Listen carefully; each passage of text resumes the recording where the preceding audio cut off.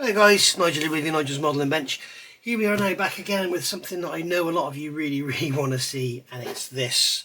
And here we are now with part, oh, is this 15 or 16? I think this is 16. Whatever it is, it'll be right in the title. So here we've got the good old Airfix 1/24 scale Spitfire back. If you are new to my channel and you haven't seen the rest of this build and you want to build one of these, go and have a look. I think you'll enjoy what you see. Done a tiny little mods and little changes to end up with a really nice 24 scale Spitfire. I have got another one of these which I've got aftermarket for, and I will be building that and throwing all the aftermarket at it at some point, but this one is pretty much out of the box. The only thing I've done on this which isn't out of the box, I've added some pins to the engine covers to make them stay on. As you notice, most people display their models with the engine covers off. You have the option to have the engine covers on with no engine, but without some work these don't fit over the engine. You need to do a little bit of work. It's nothing much, but you need to do a little bit of work just to get it together. So end of part 15, we got all the lower surfaces pre-shaded, sprayed, we've got our stripes on, and as you can see, looking quite nice, even if I do say so myself. I can't remember if I did this on camera or not. I don't think I did. The leading edges need to be yellow, so I've masked them off here and done them. You can see they're done with LP8, I believe. I think I used LP8. No, I made a mix of LP8 and LP51, yellow and orange, just to get a kind of darker yellow colour. I've also done the tips of the propellers in the same colour. So there you can see, masked off on the top here, not masked off. But we're going to get a flat coat on it after it's got its decals on and everything, so that edge and the gloss and everything will disappear. So, where are we? If you remember, a little while ago I reviewed this. This is the art scale kit masking set for the Supermarine Spitfire 1/24 scale from Airfix. Lovely little set. We're going to be using that in this video. If you remember, I also reviewed these. These are the metal undercarriage legs. Got the plastic ones in there as well. These are the metal undercarriage legs for the Spitfire, and you've been buying these in your droves apparently. Is it required? Probably, if you want to move your model around and do shows and stuff. If you're just going to build your model, sit it on a shelf and leave it, then I think the plastic legs are going to be perfectly strong enough. However, I think if you nudged it however, they probably would snap, because they're probably at their limit. Unlike the Sky Crane you saw me do, those undercarriage legs in there, the plastic ones, forget it, especially the nose gear. You need the metal ones. This, you know, it's the same with the Hellcat, the 24 scale Hellcat. The legs are probably strong enough. They got massive locations, but you know, if you really want to make strong ones, get some metal ones. If not, you saw me drill them and put a metal rod in them and that. The Typhoon definitely needs them, definitely, because those mounts will snap off really easily, don't they, as you all know. So yeah, I'm going to be using the plastic legs on this one. I'll use the metal legs in my other one. You will also remember that this got held up, this build, because I sent my clear parts and some other parts to Peter over at Art Scale Kit to make the mask set, and the parts got held up in Czech customs and they wouldn't allow them to go through because there was no invoice. Well, there was no invoice because they have no value. So I don't know, absolutely crazy. They wanted him to pay something like 30 euros to process them through or something, so he just said we'll send them back. You know, so they sent them back, and I waited for weeks and weeks and weeks. So I contacted Airfix, and Airfix supplied me with some new parts. It's got some new parts here, got some wheels and stuff, and some tyres, and all the stuff that I'd sent to Peter so he could make his masking set, because I thought he would make masks for the wheels. He hasn't, because basically you don't need it. What else have we got in here? There's lots of odds and ends and bits and pieces, but yeah, basically they sent me everything I needed. Airfix have sent me the spares, and then they sent me a clear sprue as well, and it was really good of them. They charged me £10, so I thought that was great. And so you guys started telling me that you told them you'd broken apart and they just sent you a sprue for free. So yeah, I promote their products, they send me stuff to promote their products for them, and then they charge me when you guys get it for free. Okay, can't work that one out. Anyway, so lo and behold, after I got these, look what turned up from the Czech Republic, a bag of parts. So here we have all the parts that I folded up and sent to Peter in the Czech Republic. So there we go. So they all come back to me, all perfect condition I think. I don't think anything's broken or scratched, but everything's come back, so we're all good. Okay, that was in there. I thought that one came out of there, but no. So there's our canopy, there's our windscreen, which is cool.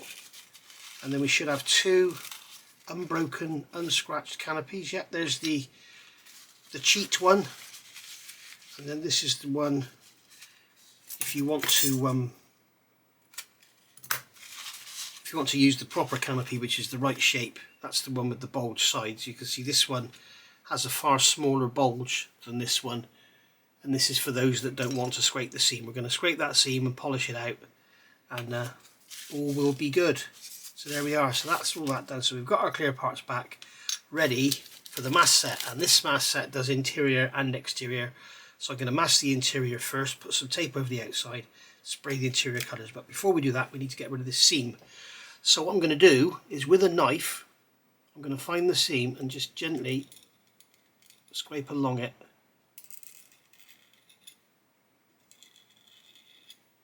Just like so, until it's gone. I really should be doing this through a magnifier. So just scrape that away. Just trying to level it out.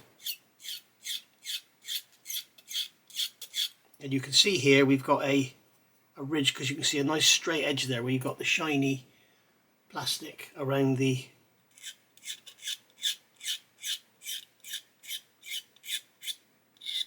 we don't want any chatter. I'm not pushing, I'm just resting the knife on it. I'm letting the blade do the work.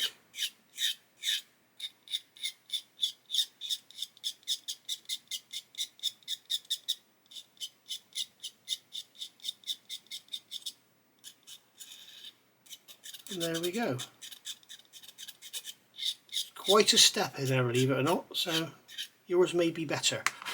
So there we are. So we've scraped that now, and we can easily polish this out. So I'm going to come in with that's a bit too coarse, I think.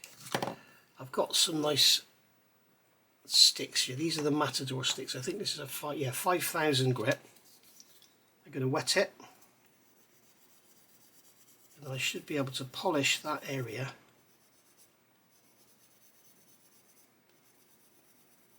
Always do it wet. I'll get some water rather than use my mouth, because it's disgusting, isn't it?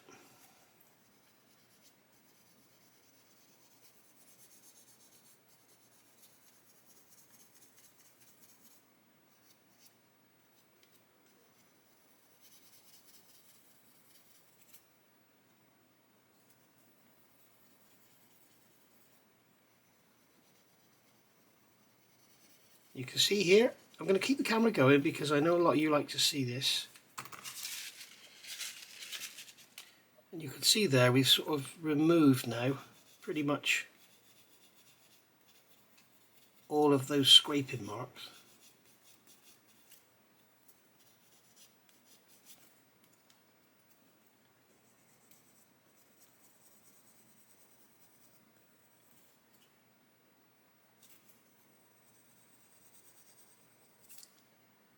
And there we go. If you notice, I'm not using a sponge, because all a sponge will do is ride over any ridges or anything that are there. It'll just soften them out. It won't remove them. It will soften them out.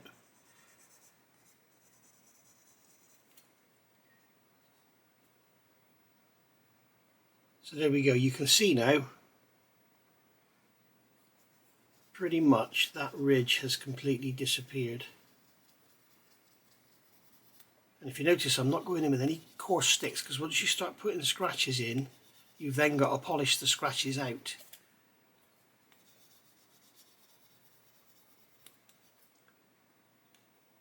Okay, so you can see we've got there, we've got a slightly dull area, but the actual seam itself has gone. So I've got a 7,000 grit here.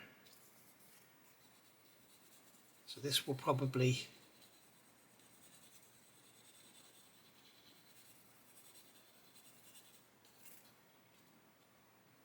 And you can see now we've really taken away anything that was there. Okay, and then finally we've got this, they call this a 4000. I think it's finer than that because it certainly feels finer than a 7000. So with this one we can go over and polish. If you start to feel any heat build up, stop. If you notice I've got my finger under there supporting where I want to sand. If you hold like that, you're going to snap it. So always keep your finger underneath where you're sanding. And then we're just polishing it. And you can see now I've still got a couple of marks there, so I'm going to get one, go 3000 grit.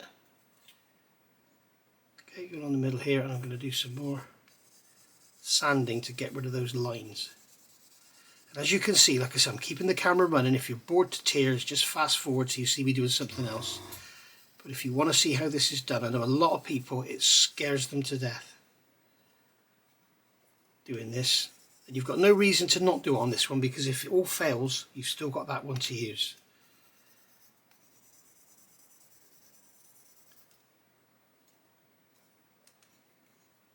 You can see here now we've gone back to being dull because I'm using a coarser grade, and what I might be able to do now is get away with just going straight to the sponge.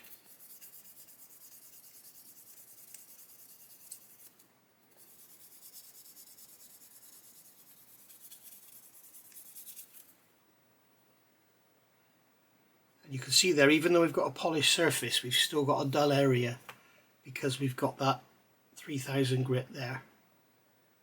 But I don't see any lines, so what I'm going to do now is come in with the 5000 grit,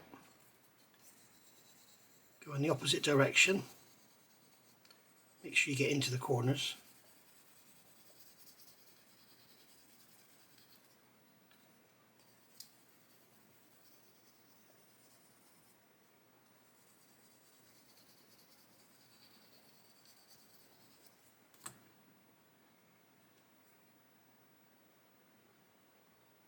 See now that dullness is starting to disappear. Get the 7000 grit, go in the opposite direction.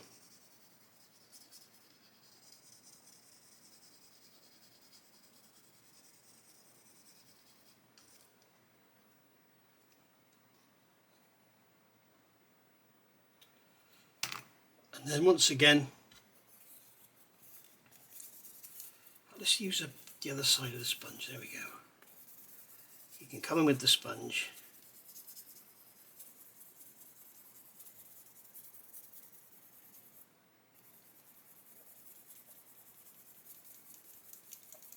It should start to squeak when it's good.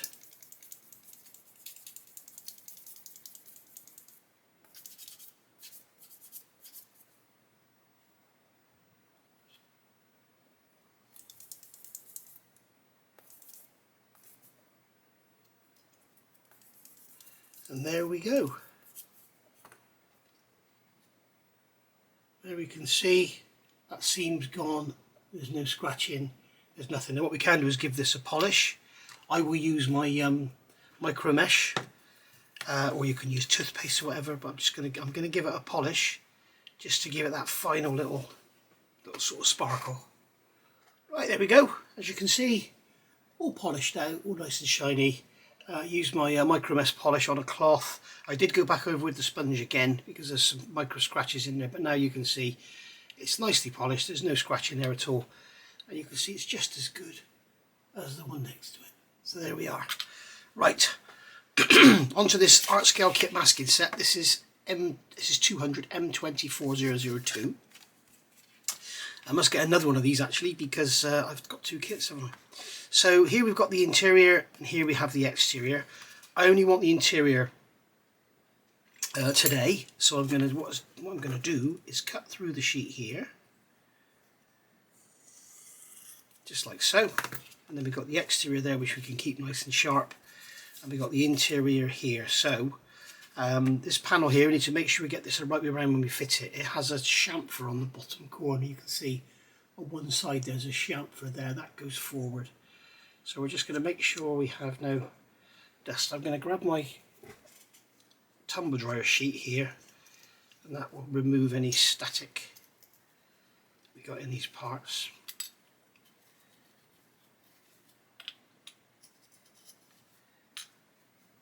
There we go.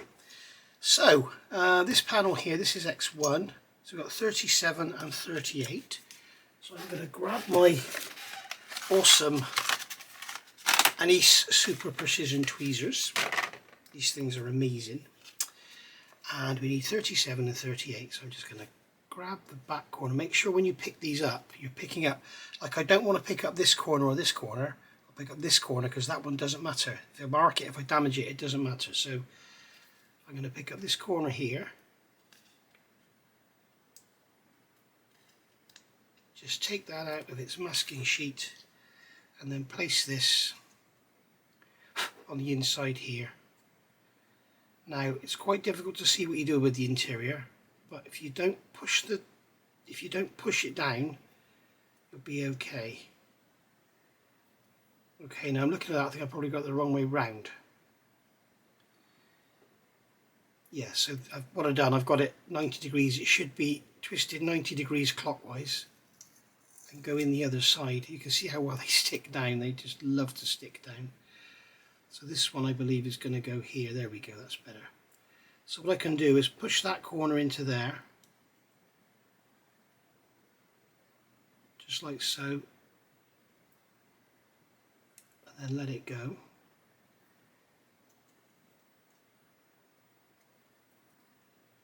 Yeah, we don't have any canopy frame moulding on the inside, so it's basically we've got to do it all by eye. So I'm going to take this off of here again, take this away. So I'm going to go back to my older flat tweezers because it's less likely to damage them. And these have got something all stuck to them by the look of it. So we can grab a sanding stick and just... That's our tweezers cleaned up. So now we can grab the mask with less risk of damaging it. So I'm going to push that corner into there. There we go.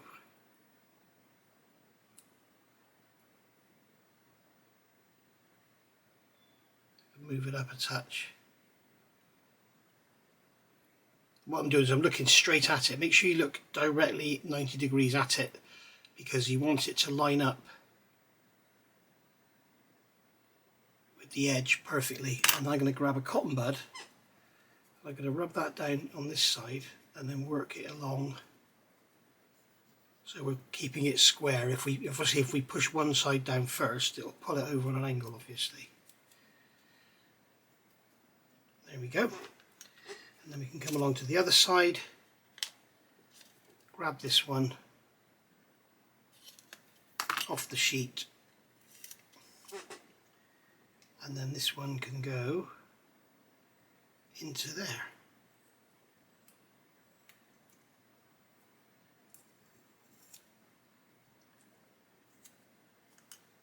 Flatten it out again because I pulled the corner up.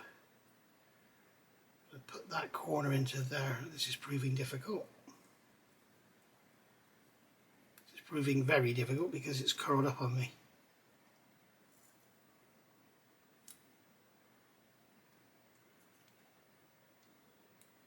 So it needs to come up and forward.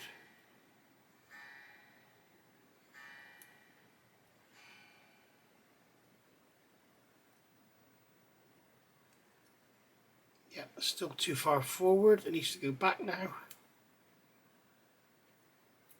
As you can see, this is not the easiest masking to do on the inside because there's no frame to work with. It's all visual.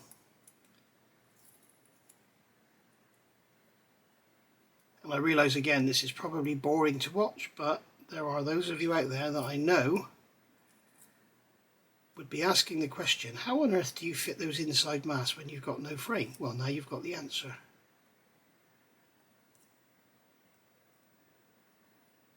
There we go, that's that corner spot on, I think.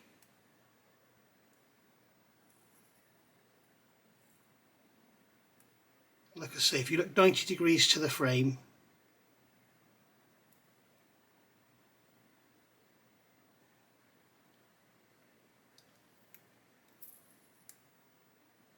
we'll pull it up a touch on this side.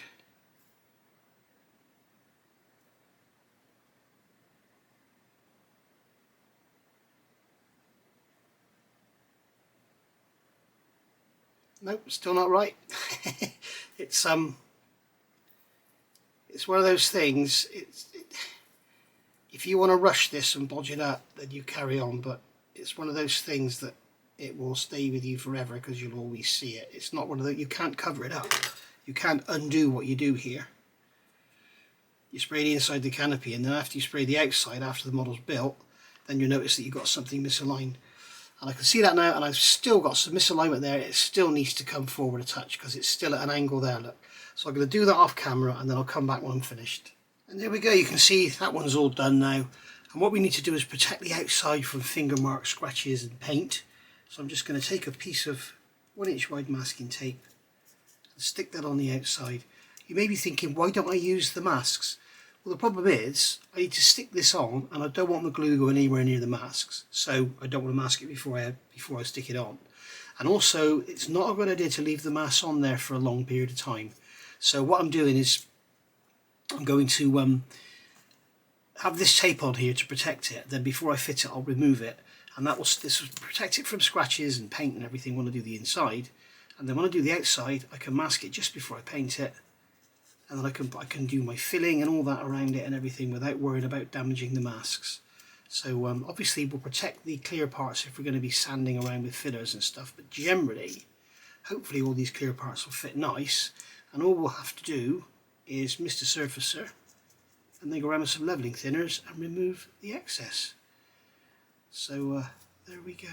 So we'll get that off of there, just like so, and now we have that's masked from the outside roughly, and it's properly masked from the inside. So that's obviously going to be silver because that area behind the cockpit is silver.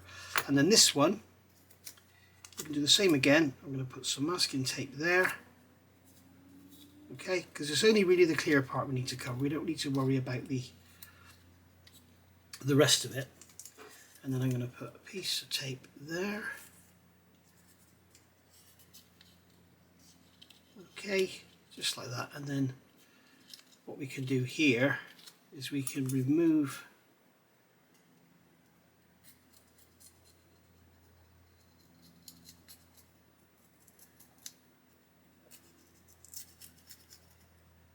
that tape from there, and then I can stick that bit on there just like so. There we go. And then we have our outside all protected from paint, scratches, finger marks and everything. And then what we need to do is go around the inside with some masking fluid and mask up. Come on, let go.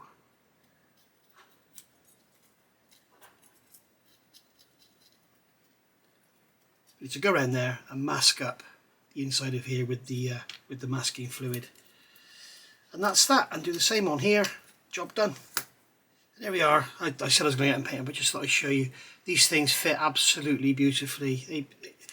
Peter over at Art Kit, he does such an amazing job. I mean, I've used a few sets on these kits now, and I think I've had to trim like 2 bits. I think on the Border Lancaster, I mean that thing, the clear parts are a bit sort of wayward anyway, as we all know. But yeah, I think I had to trim a little bit on one of the top edge on the front turret. But other than that, I mean, they're just, I mean, there's no trimming involved with these. They just fit beautifully. So we'll get these painted now. I've got the outside of there masked up as well. And that's drying. When that's dry, we'll get them painted. Sorry guys, I think somebody dared to walk past the house. How dare they? So yeah, I recommend getting these. I know he sent them to me for free. I really recommend these. They're absolutely brilliant. I know a lot of people, because if you look at the cheaper tweezers, like these here, when you, sorry, not those, these here, you pick up parts and they do that. You pick up a small part and it flicks them across the room. If I just show you, that's what they do. Okay, so pick up a cocktail stick like that, and then you squeeze it slightly too hard, and that's what they do. With the Anise ones, you watch them bloody do it now. and in my experience they don't do it. They're very, very good. You pick that up and you squeeze it.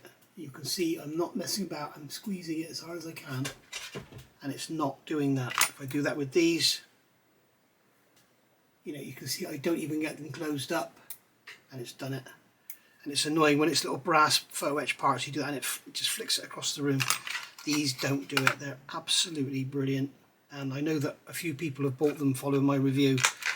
One springs to mind is Phil Civiter, and he absolutely swears by them.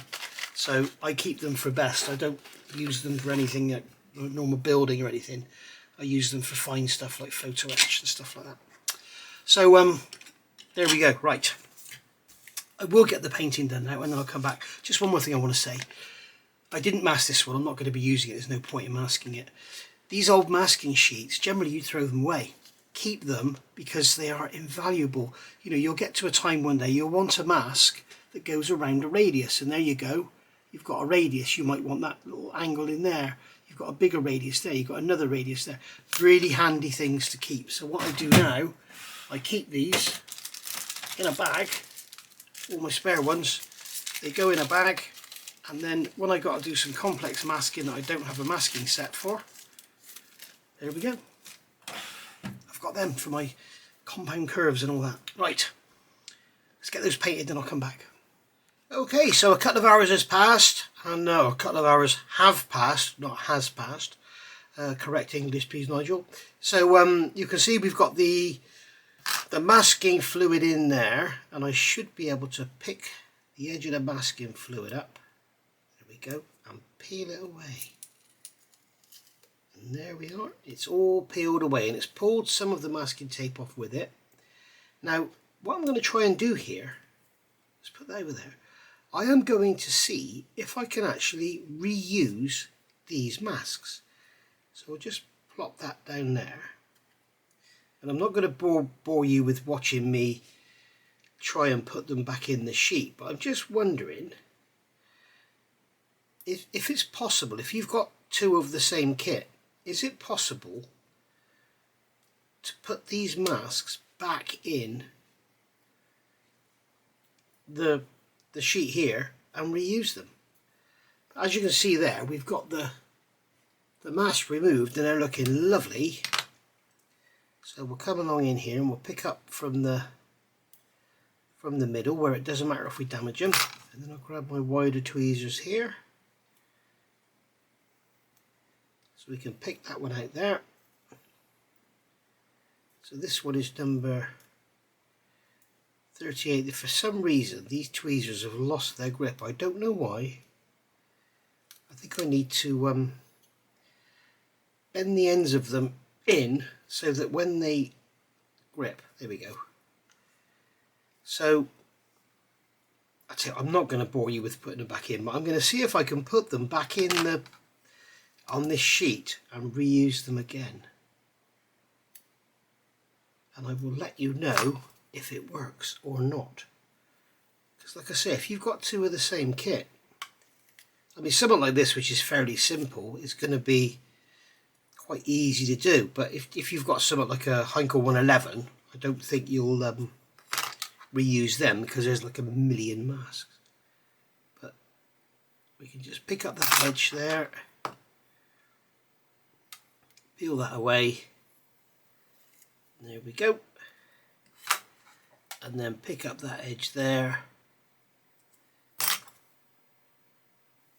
peel that away, and basically do the same for all of them. I've managed to pick up the film there. We've got a Jess hair there, look. Jess hairs are present in all my builds, as you know.